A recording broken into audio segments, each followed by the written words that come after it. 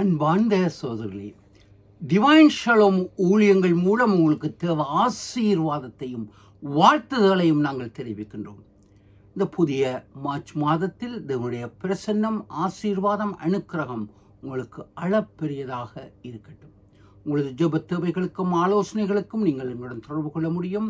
இதுவரை சப்ஸ்கிரைப் செய்த உங்கள் யாவருக்கும் உள்ளம் கனிந்த நன்றியை நாங்கள் தெரிவிக்கின்றோம். அன்பானவர்களே, தொடர்ந்தும் சப்ஸ்கிரைப் செய்யாதவர்கள் சப்ஸ்கிரைப் செய்யுங்கள். உங்கள் சப்ஸ்கிரிப்ஷன் நிதி சம்பந்தமானது அல்ல.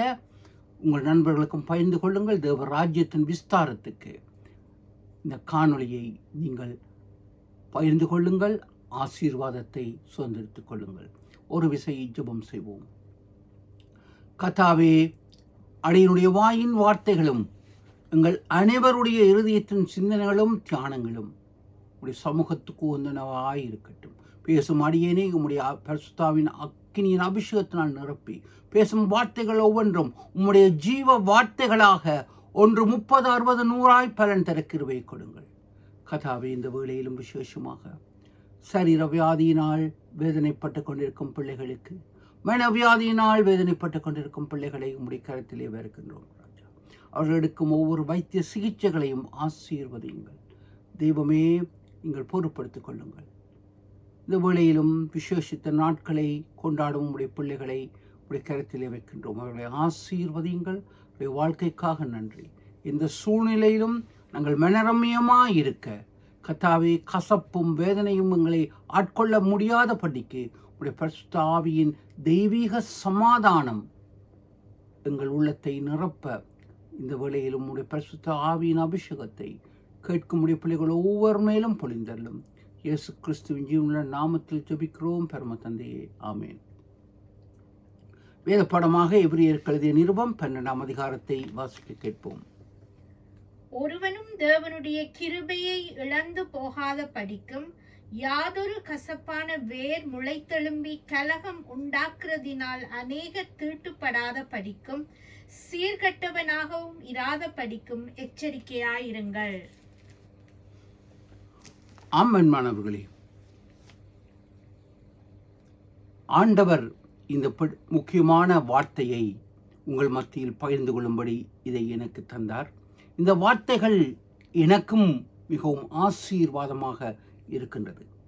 ஆம், அழகாக இங்கு எபிரேயர் ஆசிரியர் கூறுகின்றார், ஒருவனும் தன்னுடைய கிருபையை இழந்து போகாதபடிக்கு யாதொரு கசப்பான வேர், விஷ வேர் முளைத்தெழும்பி கலகம் உண்டாகிறதுனால் அநேகர் தீட்டப்படாதபடிக்கு எச்சரிக்கையாயிருங்கள். இன்று விஷவேர் எழும்பிக் கொண்டிருக்கின்றது. கலகம், இங்கு எங்கும் கலகம். ஆதிகாமம் 1ஆம் அதிகாரத்தில் பார்க்கும் பொழுது அதன் முன்பு பூமியானது சீர் குலைந்து காணப்படுகின்றது. அதன் காரணம், அங்கு எதிரியாகிய பிசாசு உலகத்தை சீர்குலைத்து விடுகின்றான், குழப்பி விடுகின்றான். அவன் தான் தேவனாக வர வேண்டும் என்று அங்கு முற்பட்டவன் கீழே தள்ளப்படுகின்றான். பிசாசாக மாறியவன் உலகத்தை சீர்குலைக்கின்றான். இன்று அவன் எதுவும் சீருடன் இருக்க விரும்பவில்லை. எல்லாவற்றையும் அவன் குலைத்து கொண்டிருக்கின்றான். இன்று அதே அந்த பிசாசு உங்களையும் என்னையும் சீர்குலைத்து கொண்டு எங்கள் உள்ளம் சமாதானமாயிராதபடிக்கு கொந்தளிக்கும் அலையைப் போல இருக்க வேண்டும் என்று அவன் எத்தனம் பண்ணி கொண்டிருக்கின்றான். உலகம் தருகின்ற தெய்வீக சமாதானத்தை இழந்து தத்தளிப்பின் பாத்திரத்தை எமக்கு தருகின்றான். சற்று சிந்திக்க அழைக்கப்படுகின்றோம். அன்பானவர்களே, இங்கு அழகாக இங்கு கூறப்படுகின்றது, கசப்பான வேர் எழும்பி கலகம் வருகின்றது. இந்த உலகத்தில் முதல் கொலை வருகின்றது இந்த கசப்பான வேரினால் வருகின்றது என்பதை நாங்கள் அறியக்கூடியதாக இருக்கின்றது. அங்கு காயின் அங்கு தன் சோதரனாகிய ஆபேல் மேல் எரிச்சல் கொள்கின்றான். முகநாடி வேறுபடுகின்றது. அந்தகோ அவன் எழும்பி சோதரனை கொலை செய்கின்றான். இதை அங்கு மனோதத்துவ ரீதியில் இங்கு எரிச்சல், இந்த கோபத்தை அங்கு கூற வேண்டுமானால் இன்சோமினா என்று அழைக்கப்படுகின்றோம். INSOMINIA. அது தமிழில் அல்ல அந்த பதம். அது ஆங்கிலத்தில் மனோதத்துவ ரீதியில் கூறப்படுகின்றது. அதாவது எரிச்சலினால், குழப்பத்தினால் தூக்கமின்மை. ஆம், எனவே நாங்கள் தூங்காமல் எங்கள் படுக்கையில் நாங்கள் சிந்திக்கின்றோம். அவன் என்னை ஏசி விட்டான், அவன் எனக்கு துரோகம் செய்து விட்டான், அநியாயம் செய்து விட்டான், அவனை எப்படி பழி வாங்கலாம், அங்கு சிந்தித்து கொண்டிருக்கின்றோம். ஆம், தூங்காமல் அங்கு சிந்திக்கின்றோம். இதனால் தான் அங்கு தெளிவாக அப்போஸ்தலனாகிய பவுல் எபேசியருக்கு நிருபம் 4ஆம் அதிகாரத்தில் கூறுகின்றார், உங்கள் கோபம் உங்களை பாவம் செய்யாதபடி அடிக்கு அனுமதிக்காதிருங்கள். சூரியன் அஸ்தமிக்கிறதுக்கு முன்னதாக உங்கள் எரிச்சல் தனிய கடவது. முக்கியமான வசனம், பிசாசுக்கு இடம் கொடாதிருங்கள்.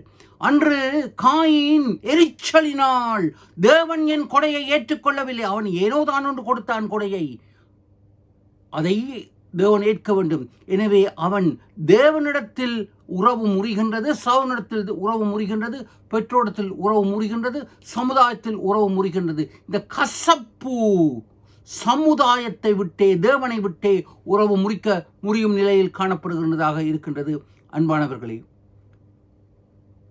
அவன் தூங்காமல் அவன் விழித்திருந்தான். இதனால் தன் அங்கு அழகாக அப்போஸ்தலன் பவுல் கூறுகின்றான், சூரியன் அஸ்தமிக்கிறதுக்கு முன்பே, போவதற்கு முன்பே உங்கள் கோபம் தனிய கடவுது. ஒருவருடன் ஒப்புரவாகுங்கள், சமாதானமாயிருங்கள் என்பதை தெளிவாக கூறுகின்றார். இன்று பரம்பரையாக கோபங்கள், தாபங்கள் தொடர்கின்றது. அன்று காயின் தேவனை தரிசிக்க முடியவில்லை. இன்று இதயத்தில் கசப்பு, வன்மம், கோபம் இருக்குமே ஆனால் நாங்கள் ஆலயத்துக்கு சென்றாலும் தேவனை தரிசிக்க முடியாது. ஒருவேளை ஆலயத்தில் ஒருவரை எமக்கு ஒரு தீமை செய்துவிட்டால் நாங்கள் மன்னிக்க முடியாவிட்டால் நாங்கள் சுதந்திரமாக முழு மனதுடன் ஆவியுடன் ஆண்டவரை தொழுது கொள்ள முடியாது. ஆலயத்தில் இருக்கும் பொழுதெல்லாம் அந்த இடம் உமக்கு நரகம் போல இருக்கும். அந்த நபரை குறித்து தான் நாங்கள் சிந்திப்போம். சற்று ஜாக்கிரதையாக இருக்கும். இது நிஜமாக எங்கள் வாழ்க்கையில் நடக்கின்றது. ஒருவேளை அருகில் இருப்பவர் எமக்கு பிடியாதவரை போல சாயலுடன் இருந்தால் அவரை குறித்து சிந்திப்போம். அந்த ஆராதனை முழுவதும் பிசாசுக்கு இடம் கொடுத்து விடுகின்றோம். அன்பானவர்களே, இதனால் தான் எபிரேயர் ஆசிரியர் கூறுகின்றார் தெளிவாக, ஒருவனும் தேவனுடைய கிருபையை தவற விடாதபடிக்கு மக்களுக்கு விஷமூட்டி வளர்க்கும் விஷவேரை போல உங்களில் யாராகிலும் தொல்லை வராதபடிக்கு உறுதி செய்யுங்கள். கிருபையை இழந்து போகாதபடிக்கு இந்த விஷவேர் எங்கள் இதயத்துக்குள் வளர்கின்றது. அது எம் உடலை பாதிக்கின்றது, எம் உள்ளத்தை பாதிக்கின்றது. அன்பானவர்களே, இதனால் தான் இன்று அந்த கசப்பு இருக்கும் பொழுதுதான் இது விஞ்ஞானம் எடுத்து விளக்குகின்றது. உமக்கு கேன்சர் வியாதி வருகின்றது, மனோவியாதி, மூளை குழப்பம் வருகின்றது, ஹார்ட் அட்டாக் வருகின்றது, சகல குழப்பங்களும் சரீர வியாதிகளும் வருகின்றது. காரணம், எங்கள் உள்ளத்தில் கசப்பு. உப்பிட்ட பானை தானாக உடையும். ஆம், அதே வண்ணம் கசப்பு, அந்த விஷம் இருக்கும் பொழுது எங்கள் இதயம் அங்கு வியாதிகளை கொண்டு வருகின்றது. இன்று சரீர வியாதியில் இருக்கின்றீர்களா? யாரையாவது மன்னிக்க தவறி இருந்தால் அவர்களை மனப்பூர்வமாய் மன்னியுங்கள். அன்பானவர்களே, அவர்கள் ஒருவேளை செய்தது மன்னிக்க முடியாத துரோகமாக இருக்கலாம். ஆம், ஆனால் அவர்கள் ஒருவேளை தேவனிடத்தில் ஒப்புரவாகி மன்னிப்பை கேட்டு பரலோகம் செல்லலாம். ஆனால் அவர்களினால் பாதிக்கப்பட்ட நீங்கள் நரகம் செல்லக்கூடாது. அன்பானவர்களே, அவர்கள் ஏன் உங்களை பாதிக்கின்றார்கள், உங்களை துன்பப்படுத்துகின்றார்கள்? நீங்கள் துக்கமாக இருக்க வேண்டும், நீங்கள் அழுது கொண்டு இருக்க வேண்டும், சமாதானத்தை இழக்க வேண்டும் என்றுதான் உங்களை அவர்கள் வேதனைப்படுத்துகின்றார்கள். ஒருவேளை உங்கள் கணவனாக இருக்கலாம், மனைவியாக இருக்கலாம், பிள்ளைகளாக இருக்கின்றாலும், அயலவராக இருக்கலாம். ஆனால் அவர்கள் உங்களை பாதித்த பொழுது, அதனால் பாதிக்கப்பட்டு நீங்கள் முடங்கி போவீர்களானால் அவர்கள் வெற்றி பெறுகின்றார்கள், நீங்கள் தோற்று போகின்றீர்கள், பிசாசும் வெற்றி பெறுகின்றது.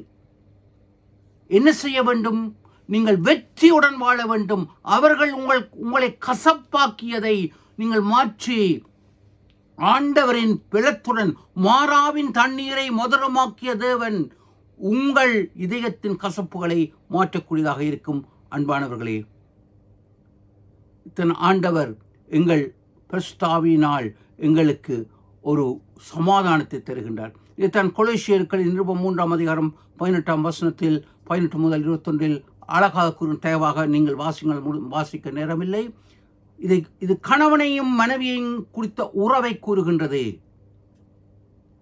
பெற்றோருக்கும் பிள்ளைகளுக்கும் இருக்கும் உறவை கூறுகின்றது. எஜமானுக்கும் தொழிலாளருக்கும் உறவை கூறுகின்ற கொலோசியர் 3ஆம் அதிகாரம் 18ஆம் வசனத்திலிருந்து கூறப்படுகின்றது. இன்று உலகத்தில் அநேக குழப்பங்கள் இருக்கின்றது. குழம்பிய குடும்பங்கள், பிரிந்த குடும்பங்கள் காணப்படுகின்றது. இதை நான் ஒரு தேவ மனிதனாக, ஒரு பாஸ்டராக மட்டும் கூறவில்லை, மனோதத்துவவாதியாக, சைக்காலஜிஸ்டாகவும் கவுன்சிலராகவும் சேர்த்து கூறுகின்றேன். இன்று உலகத்தில் அநேக குடும்பங்கள் பிரிந்திருப்பதன் காரணம் மன்னிக்காத சூழ்நிலை. பெற்றோர் சண்டை பிடிப்பதை பார்த்த பிள்ளைகள் என்ன செய்கின்றார்கள்?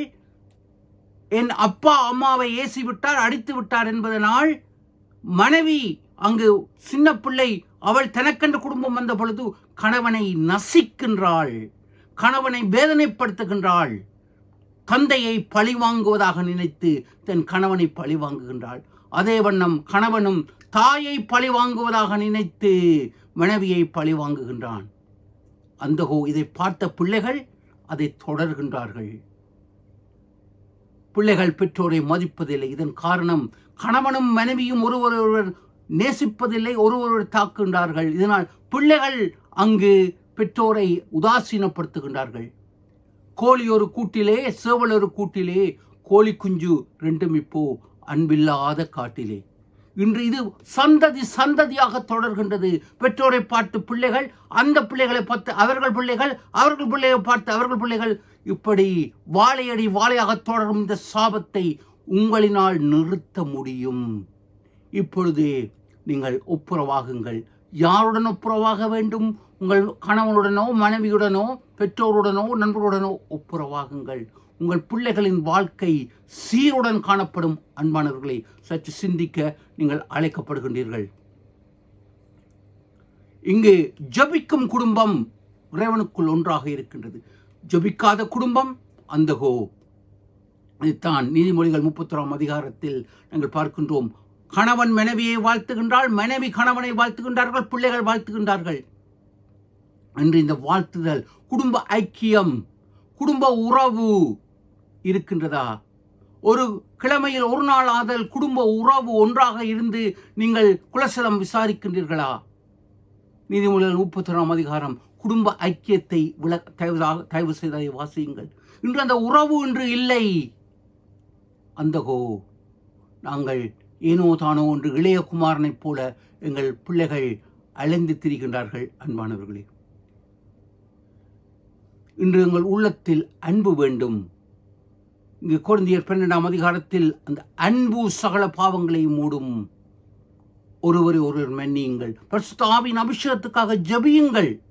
உங்கள் உள்ளத்தில் யார் மீதாவதல் கசப்பு இருந்தால் பரிசுத்த ஆவியின் அபிஷேகத்தினால் இந்த கசப்பு நீக்கப்படுகின்றது. இது ஒரு முக்கியமான ஒரு விடயம் என்பானவர்களே.